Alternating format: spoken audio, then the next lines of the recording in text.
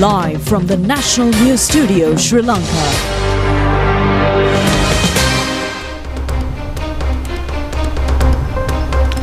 Good evening and welcome to the National News broadcast, bringing to you live from the National News Studios here at Rupavahini. We're ready to bring you the top stories here at home and around the world. I am Charita Vinupurarachi. And I'm Ken Zafari. Let's take a look at your headlines for tonight.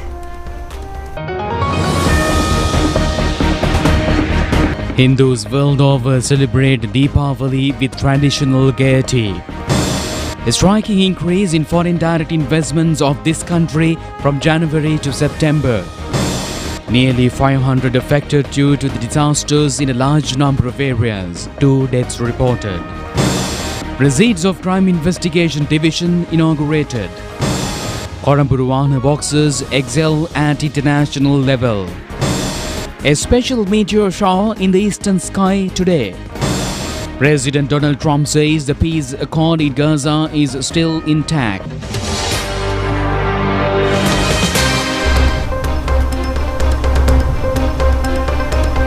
Now bringing you some festivities on your top local news. Deepavali, the main festival of the Hindus, is being celebrated today.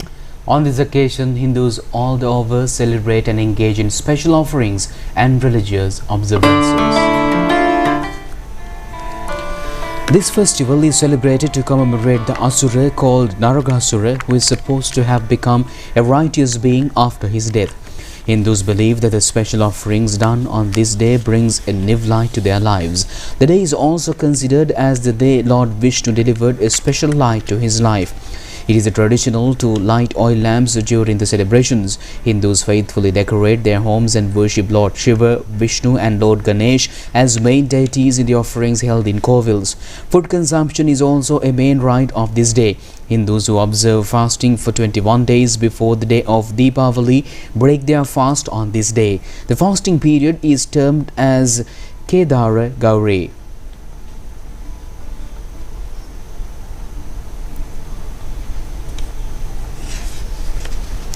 Issuing a message on Deepavali, President Andrukumar Dissanayake extended wishes to the Hindu community, highlighting the festival as a symbol of triumph of good, evil on air. Deepavali is above all a festival of light. On this day, every household illuminates itself with lamps. The government prays that the collective path forward to fulfilling their hopes for a thriving nation, a beautiful life may become ever more successful. The celebration symbolizes the victory of goodness over evil. Currently, the government is undertaking substantial initiatives to address the serious challenges confronting the nation, including the pervasive threat of drug banners and organized crimes, which obstruct the nation's progress, ensuring the right of every citizen to live safely and promoting the right as fundamental to a good and healthy life remains the primary aim of this endeavor.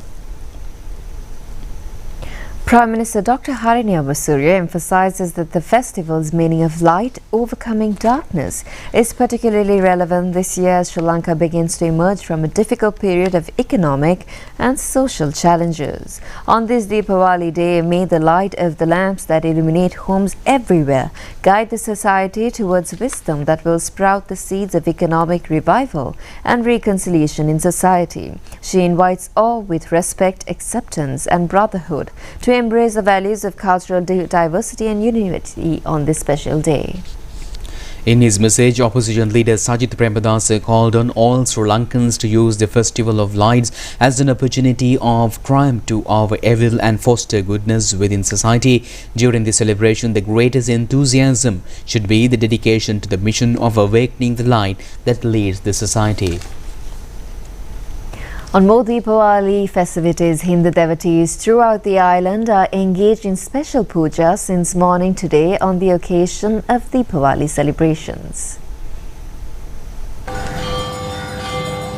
A special puja of blessings has been conducted at the Kadireshan Kovil Pambalapitiya, Colombo, with the participation of a large number of devotees.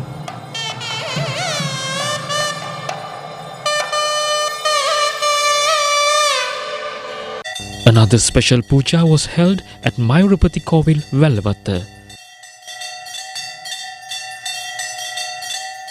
There has been the special puja held at Vishnu Kovil and Nadimala Dehivala.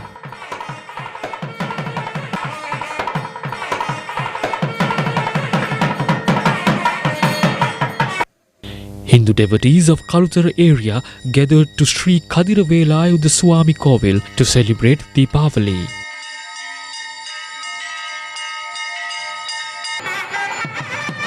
Tamil Nadu community of the hill country attended a main Deepavali religious observances at Sri Manikka Periyar Kovil in Hatton.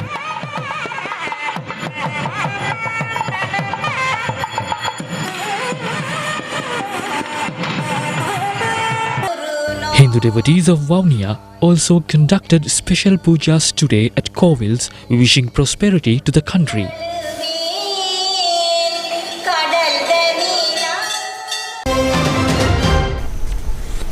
And meanwhile, the Met Department says many areas in the island will receive heavy rains today as well due to the disturbance developed in the lower atmosphere of the southeastward of the island. In some areas, heavy rains over 100 millimeters may occur, and it is reported that over 500 individuals in the Kurunegala, Anuradhapura and Galle districts have been affected by the inclement weather, and 2 persons were killed.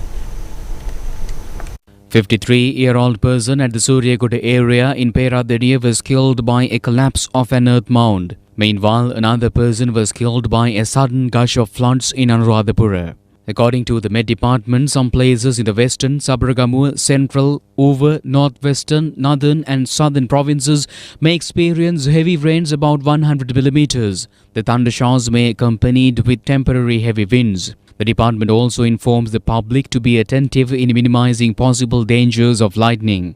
7 spill gates out of the 8 of the Daduruai reservoir were opened early this morning, releasing 21,300 cubic feet of water flow per second into the Daduruai. All the divisional secretariat areas in the Daduruai region have been issued with warning notices.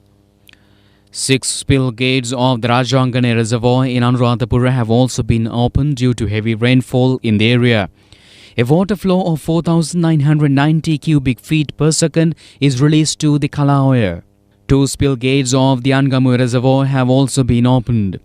It releases 2,824 cubic feet of water per second to the Kalawaya. Director of the Disaster Management Center, Pradeep Kodipilli, stated that it is extremely important for people living in the affected areas to use water very cautiously. He emphasized that the residents around Mahoe and Galloe areas should act with great care and attention. He also mentioned that during the disaster situations, the public can contact the Disaster Management Center via the telephone number 117 and that the center is ready and operational 24 hours a day to manage such emergencies. A train which was running from Colombo Fort to Avisavale derailed near the Aswath junction last night due to the blockade of the railway line with a collapsed earth mound and some trees. Vehicular transport along the Siambalandu-Kongaspitiya road was disrupted due to the floods caused by torrential rains. Many waterfalls in the Valimada plateau have become active due to heavy rains experienced in the area. Accordingly, Manavila Falls, Bomburu Falls, Ambagahathan and Gunawatha Falls are cascading with heavy flow of water. Now moving on to more local news, according to Sri Lanka Board of Investment, foreign direct investments in this country reached $827 million during the period from January to September in 2025. Now this has been an increase of 138% compared to the same period of 2024. Receipt of this direct foreign investments has been achieved as $124 million via project agreements signed during 2025. The rest has been generated through reinvestments in the existing 20 projects and through expansion. This progress will result in expanding their operations under the increasing trust and a strong business environment of new investors. According to Sri Lanka Board of Investment, this illustrates the continuous dedication of investors. A meeting was held today between President Anurukumar Dissanayake and the Federation of University Teachers Association today at the Presidential Secretariat.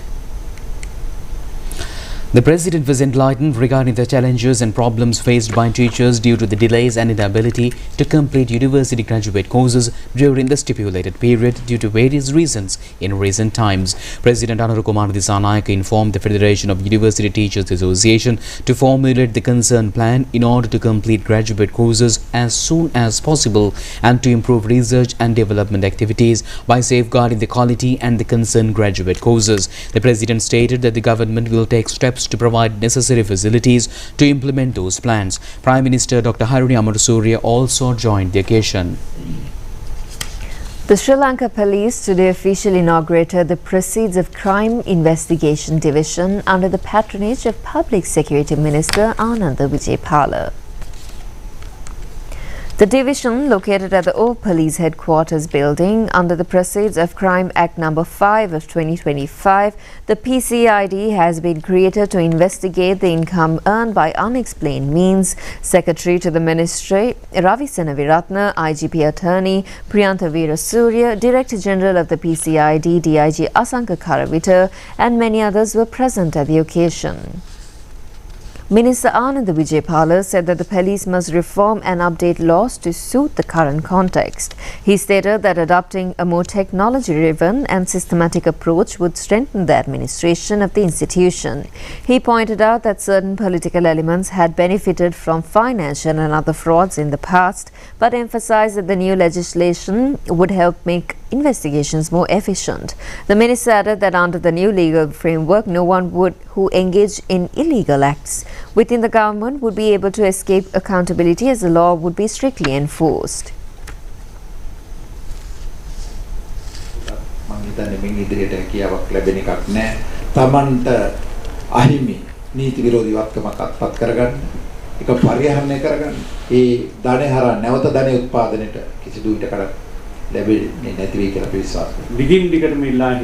IGP Attorney at Law Priyantha Veerasurya said that the need for new regulations to deal with organized criminals had been raised repeatedly for years.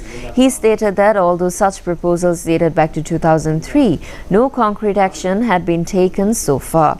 The IGP added that a new bill addressing organized crime would soon be presented to Parliament. He also said there were several loopholes in the current legal system that hindered its implementation. Professor Madhubhashini Hebage points out that narcotics have mainly caused to destroy coexistence of the family, which is the smallest unit in society. She stressed that therefore all should extend their support to the program initiated by the government to eliminate the drug menace. Poisonous drugs have become a national calamity. Drug racketeers and their agents have been engaged in efforts since considerable period to get under their crutches the children and younger generation who extend the highest contribution to the country's labour force. The indelible aim of the government is to make Sri Lanka totally free from the narcotic network. In order to fulfill this objective, operations are underway in the country as well as internationally to realize this target. Accordingly, the government is engaged in apprehending drug racketeers as well as numerous types of narcotics in bulk quantities. Professor Madhubhashini Hebage of the Open University said that the family was the smallest unit of society and that drug abuse had severely affected relationships and coexistence within the family. She said that various studies have proved this impact and data clearly showed that awareness should be raised, especially among the younger generation, about the consequences of drug use. She further stated that responsible authorities must take firm actions to punish those involved in drug trafficking and implement effective measures to reduce the ultimate evidence of the menace. Now, anyone can overcome most of the challenges with courage, fortitude and determination. Here, sports occupy a special place. Among them, challenging rest of the schools in the island with minimum facilities, information has been received from a school which could even win the international from Matha area. This has been the story of female boxers of Korumburu Maha Vidyalaya. Kurumburuwana Mahavidyalaya is located at a distance of about 20 kilometers from Mathura town as of today. About 700 children are studying in the school. Parents of most of the children have agriculture as their means of livelihood. Amidst a lot of economic difficulties, the children display high skills both in education and sports. Kurumburuwana Mahavidyalaya started boxing in the year 2019 under the guidance of coach Akhila Dilhan Rajpaksha, who joined the school. The school was able to win an all-island level victory for the first time in 2022 before the lapse of a year from his arrival. This happened when even minimum facilities were not available in the school for boxing. The players of Kurumburuwana Mahavidyalaya were able to win the third place of LB Jayavira Memorial Trophy All-Island Boxing Championship in 2023, gold and silver medals of the All-Island Youth Boxing Championship in the same year, and the third place in the women's category All-Island Boxing Championship in 2024. Nikeshala Sandipani, a boxer of the same school, won the bronze medal in the under-22 51-54 kg weight category of the Asian Youth Boxing Championship. She also won the award for the best player in the All-Island School Boxing Championship of this year. A special feature has been the winning of the overall women's runners-up title in the same championship. If necessary facilities are to be provided to the female boxing players of Kurumburuwana Mahavidyalaya, international level boxing victories may not elude the country in the future.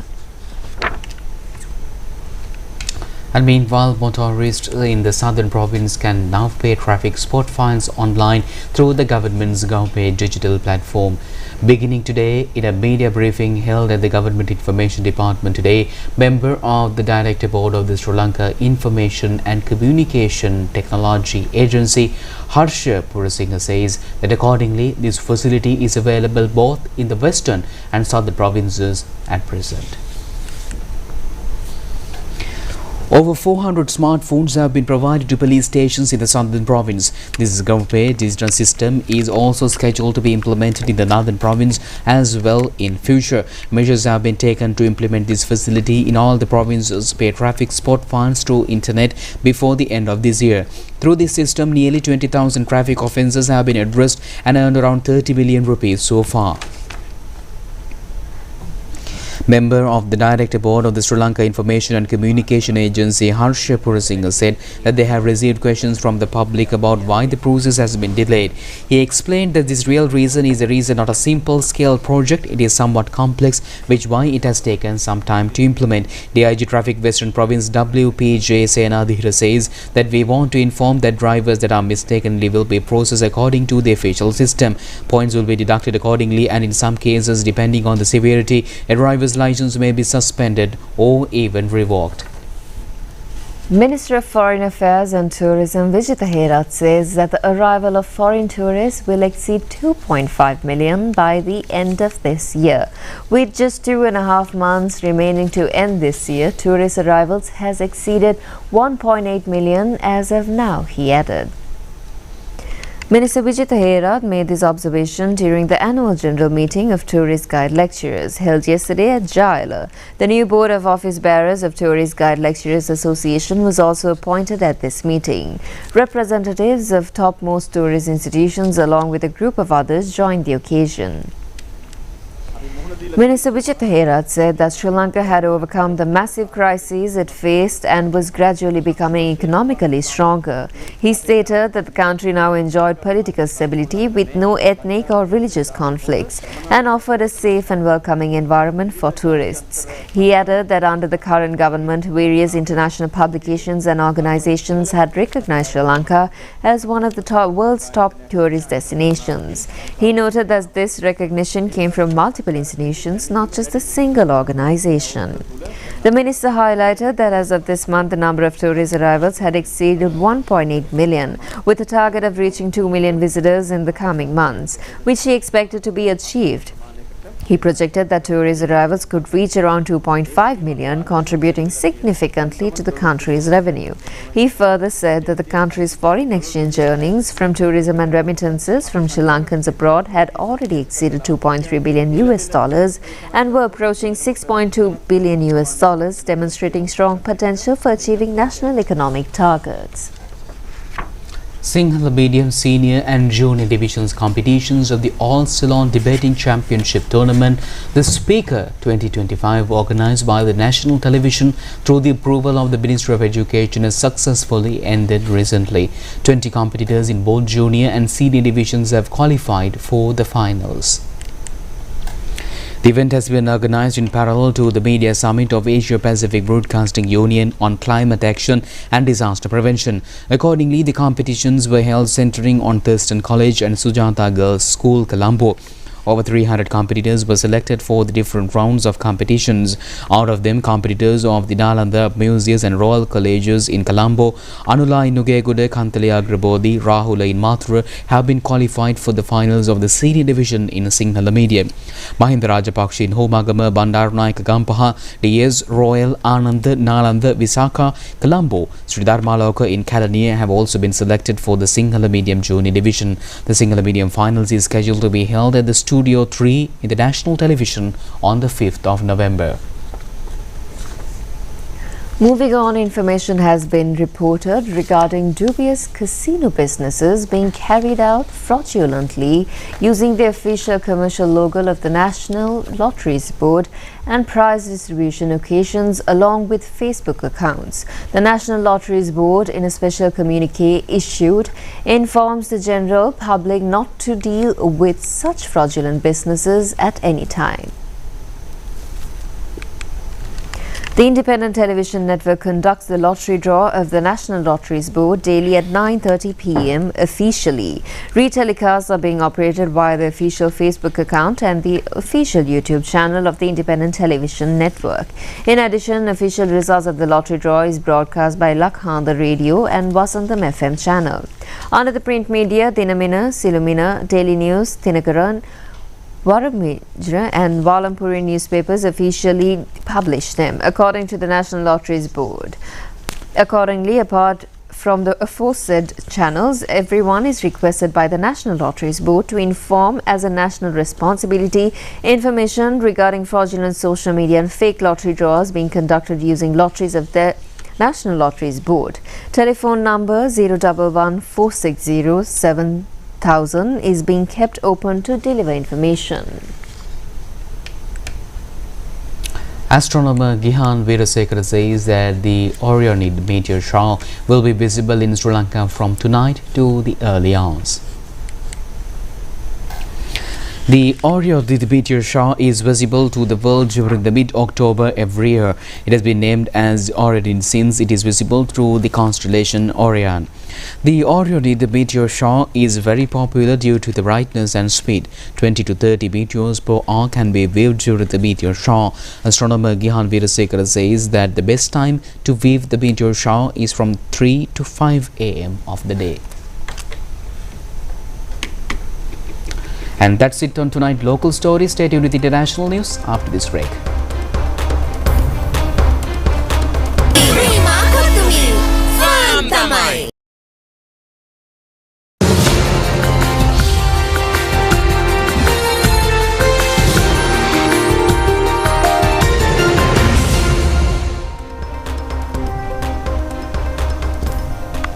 Now in international news for tonight, the Gaza government media office says Israel has killed at least 97 Palestinians and wounded 230 since the start of the ceasefire and has violated the truce 80 times, where Israel denies. Palestinians fear the fragile ceasefire may not hold after a day of deadly Israeli air raids, which Israel says were in response to a Hamas ceasefire violation, a claim Hamas denies. President Donald Trump says the ceasefire is still in effect and that the US is working to keep the situation very peaceful. Meanwhile, Hamas's armed wing, the Qassam Brigades, says it will return the body of another captive of Israel today. This marks the 13th body return since the ceasefire began on the 10th of October. 2 Hong Kong airport security staff have died after a cargo plane skidded off the runway and pushed their patrol vehicle into the sea. The Emirates flight arriving from Dubai early Monday veered off the northern runway at Hong Kong International Airport, crashed through perimeter fencing and collided with the vehicle. The Boeing 747 cargo plane ended up partly submerged, but all 4 crew members survived, and officials say that patrol covers outside the runway fencing at a safe distance with the plane unexpectedly turned towards the sea. Divers later recovered the bodies of 30 and 41-year-old ground staff.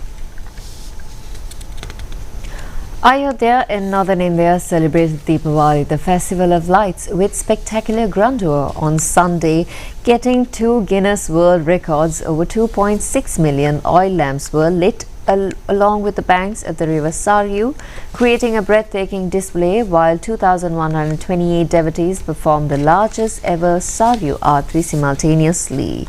Footage showed the precise arrangement of 2.6 million oil lamps illuminated by fireworks, with over 30,000 volunteers from universities, colleges and government departments helping to organize the display for Guinness verification.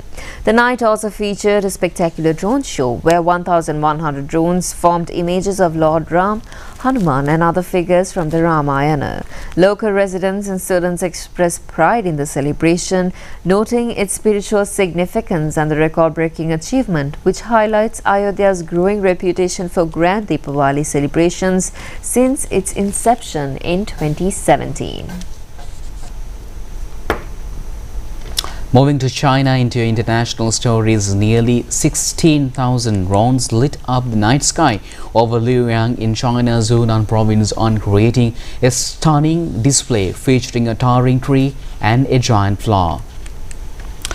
The tree of life lit up with glowing branches before a cascade of golden fireworks pouring down like a liquid gold waterfall, captivating billions both on site and online. Luoyang, known as China's fireworks capital, set 2 Guinness World Records restructuring the show. The first was the simultaneous launch of 15,947 drones controlled by a single computer, and the second as an aerial display of 7,496 drones carrying fireworks, doubling the previous record. The show themed a firework belonging to me highlighted Luoyang legacy as birthplace of Chinese fireworks while embracing modern technology. The city hosts creative fireworks and drones display every Saturday evening, drawing crowds eager to witness its dazzling celebrations of light.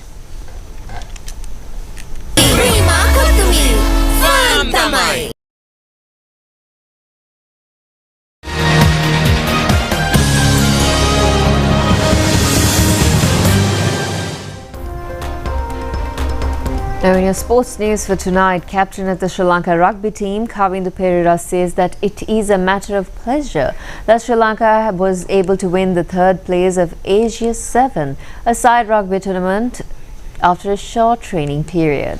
He made these comments expressing his views regarding the tournament. The second round of the Asian 7-a-side rugby tournament ended at the Race Cruise Grounds in Colombo yesterday. Women's championship of the second round was won by Japan, while Hong Kong was able to win the men's championship. 24 men's and women's teams of 12 countries in Asia participated in the championship. Japanese and Chinese teams were qualified for the women's finals. Japanese women's team won the championship with 29 points to nil. Teams of Hong Kong and Japan qualified for the men's finals, and the Hong Kong team won the championship with a victory margin of 12 points to 7. In a special feature, Sri Lanka players were able to win the 3rd place in this year after securing the 4th place in the Group 1 of the Asian 7-a-side rugby tournament. The prize distribution of the championship was held with the participation of Minister of Sports Sunil Kumar Agamage.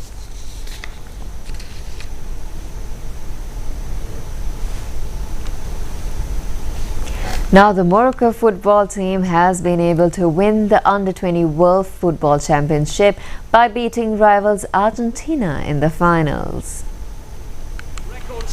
The championship was held in Santiago in Chile. Yassir Sabir of Morocco team scored 2 goals in the 12th and 29th minutes of the finals. By the end of the first half, the Morocco team was leading 2 goals to nil.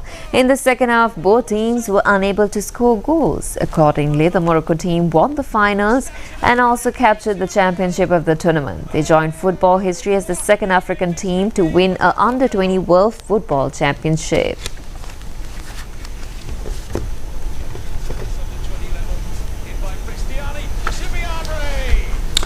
Wishing you all a happy and a prosperous Deepavali from ChannelEye Rupavahini Corporation. We'll be signing off with Tonight News. I'm Charita signing off with Kensa. Good Stay night. safe. Good night.